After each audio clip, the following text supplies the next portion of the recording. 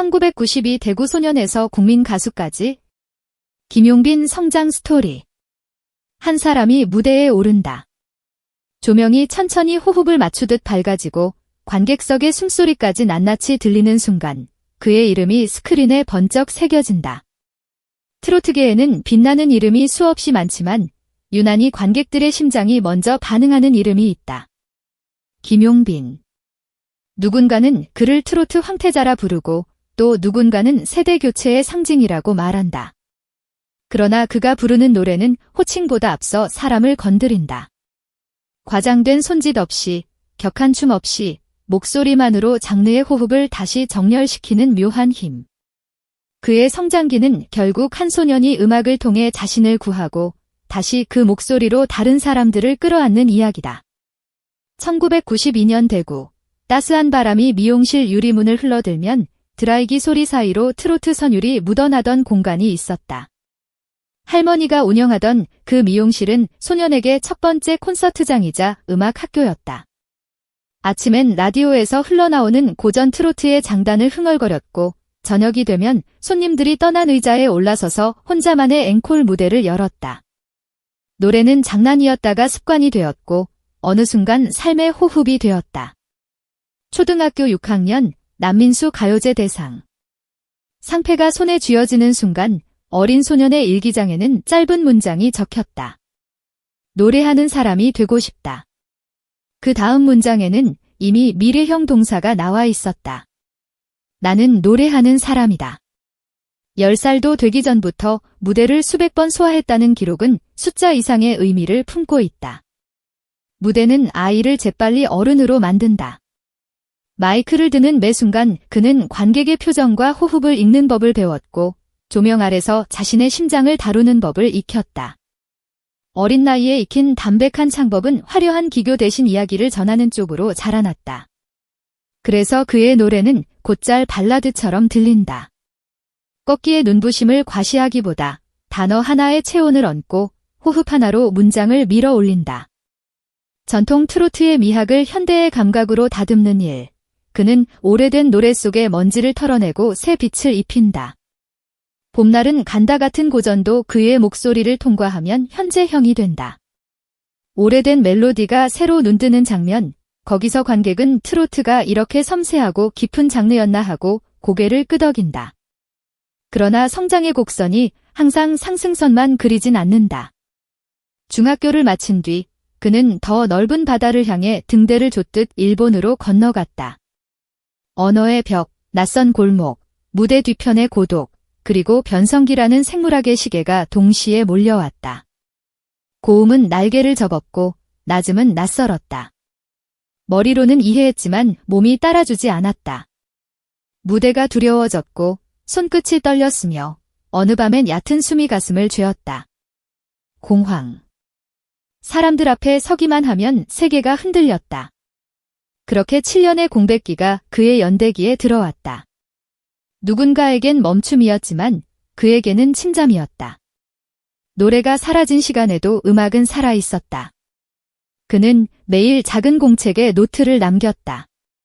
오늘은 한 소절만. 내일은 반 소절만. 그래도 괜찮다. 노래는 기다려줄 것이다.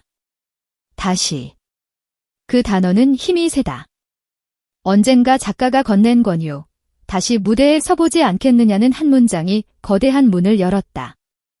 그의 두려움은 사라지지 않은 채로 함께 무대에 올랐다. 약을 복용하며 컨디션을 조절했고 리허설에 리허설을 겹쳤다. 조명이 켜지자 손바닥이 젖었다. 그러나 첫 박자가 시작되자 공포보다 노래가 먼저 나왔다.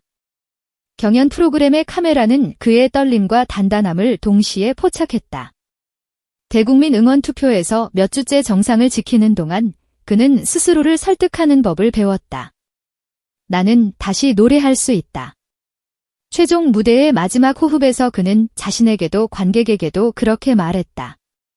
그날의 박수는 단순한 환호가 아니라 그의 7년을 끌어안는 치유의 박수였다. 그의 창법은 정직하다.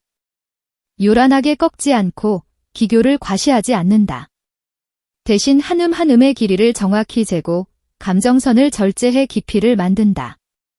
빈 공간을 두려워하지 않기에 침묵조차 음악의 일부로 만든다. 관객은 그 여백에 자신들의 사연을 채워 넣는다. 그래서 그의 무대는 누군가에겐 이별의 방, 다른 누군가에겐 시작의 문이 된다. 노래가 끝나는 순간 객석 어딘가에서 들리는 얕은 훌쩍임은 그날 가장 정확한 평론이 된다. 팬들의 이름은 사랑빈. 팬덤은 때로 거대한 벽처럼 보이지만 그의 팬덤은 다리처럼 작동한다. 무대와 일상, 가수와 인간 사이를 연결해주는 따뜻한 다리. 누군가는 손바느질로 만든 마이크 리본을 선물했고 누군가는 공연장 뒤편에서 조용히 응원 문구를 붙였다. 그는 무릎을 꿇고 노래하는 장면으로 화제를 모으기도 했지만 정작 그 동작이 과장되지 않을 수 있었던 이유는 진심이었다. 눈높이를 맞추고 눈을 맞춘다. 객석의 한 사람과 시선이 포개지는 순간 수천 명의 관객은 동시에 한 사람이 된다. 그의 말처럼 무대를 만든 건 팬들이다. 그러니 그의 앵콜은 노래가 아니라 감사 인사로 시작한다. 목소리는 기술만으로 완성되지 않는다. 일상의 루틴이 소리를 만든다. 어느 새벽, 그는 창문을 열어 도시의 바람을 먼저 듣는다. 가벼운 스트레칭, 따뜻한 물 한 잔, 그리고 저음을 깨우는 허밍. 발성 연습은 스케일을 오르내리는 사다리 같고 호흡 연습은 파도처럼 밀려왔다 잦아드는 리듬과 닮았다. 낮에는 작업실로 향한다. 피아노 위에 어젯밤 적어둔 가사와 멜로디 조각들이 놓여 있다. 한 구절을 고치면 그 다음 구절이 스스로 모양을 바꾼다. 스태프들에게 먼저 인사를 건네고 리허설 때 조명 감독의 눈빛을 확인한다. 무대는 혼자 만드는 게 아니란 걸 그는 너무 일찍 배웠다. 그래서 박수는 늘 나눠 갖는다. 무대 밖의 풍경도 달라졌다. 라디오에 출연해 청취자의 사연을 읽고 유튜브 라이브로 밤의 근황을 전한다. 예능에서는 무장 해제된 미소로 동료들을 웃게 하고 인터뷰에서는 말수를 줄여 진심만 남긴다. 때로는 기부 소식이 조용히 전해지고 때로는 해외 투어 일정이 공지된다. 크루즈의 넓은 갑판에서 바람을 맞으며 부르는 트로트는 바다를 장단으로 삼는다. 오히려 낯선 바다 위에서 그는 한국의 땅을 더 또렷이 떠올린다. 노래는 국경을 모른다. 매기는 창법의 코끝 떨림이 다른 언어권 관객에게도 고스란히 전해지는 장면은 장르의 확장이 아니라 감정의 보편성을 증명한다. 그리고 어느 날 한강을 내려다보는 집의 현관문이 열렸다. 오랜 꿈이 형체를 얻은 순간. 강남의 최상층에서 햇살은 통유리를 타고 거실로 스며들었다. 층고가 높아 공기가 느리게 흐르고 벽면의 트로피 진열장에는 무대의 시간들이 정돈되어 섰다. 커스텀 마이크, 팬들이 만들어준 응원봉, 포스터 한 장 한 장이 작은 박물관처럼 반짝인다. 반려견 김탄을 위한 작은 공간도 따로 마련되어 있다. 미니 소파와 수제 패드, 장난감 서랍이 놓인 그 자리에서 그는 숨을 고른다. 사람이 머무는 공간은 결국 목소리에 스며든다. 아침 햇살이 귓바퀴를 데우면 그날의 고음은 한층 투명해진다. 그가 말하듯 이 집은 부의 상징이 아니라 걸어온 계단의 총합이며 팬들과 함께 쌓아 올린 층이다. 성공은 거대한 이벤트가 아니라 작은 선택들의 연쇄다.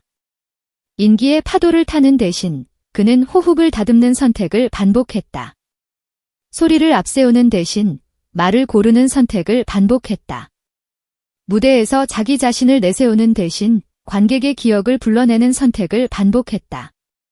그래서 그의 라이브에는 늘 여백이 있다. 관객이 바라보는 시선이 한 곡 안에서 쉬어갈 수 있도록 그는 의도적으로 음과 음 사이를 넓힌다. 침묵이 길어지는 순간 객석의 심장이 2번, 3번 크게 뛴다. 그리고 박수는 그 여백을 찬란하게 메운다. 그의 음악적 지향은 전통의 수호가 아니다. 전통을 현재형으로 살아있게 만드는 일이다. 클래식한 리듬 위에 현대의 문장을 올리고 익숙한 멜로디에 낯선 호흡을 입힌다.